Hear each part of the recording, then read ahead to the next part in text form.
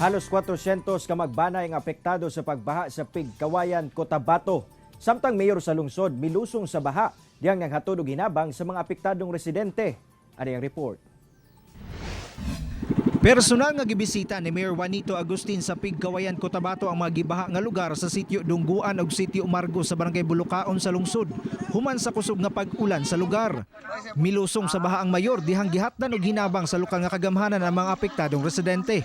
Sukad kaniadtong milabang semana pa kuno nga walay hubas-hubas ang maong tubig baha. Bisa niini, pipila ka mga residente ang nagpabilin sa ilang mga balay. Matud pa, mukabat sa 392 ka mga banay nga apektado sa pagbaha. Matud sa MDRRMO Pigkawayan, mulungtad pa sa tulohang tudo sa kabulan una muhubas ang tubig baha. Busa palisuray gayud ang paghatod sa mga hinabang ngadto sa mga apektadong residente. Bangka sab ang ginagamit sa mga residente kumugawa sila sa maong barangay. Sukad pa kuno kaniadto, dakong problema na gayud ang tubig baha sa lugar nga pipila pa ka semana una muhubas. Yun nga, doon sa elevation ng lugar, mababa yun. Actually sir, last week pa yan sir, last weekend. Pero gradual yung pagtaas kasi nga backflow.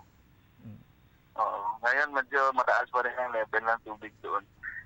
Yung nasa Dungguan, ayaw rin magsilikas ng mga doon pa sa bahay nila. Hinoon walay na talang namatay ingon man nasamdan sa maong pagbaha.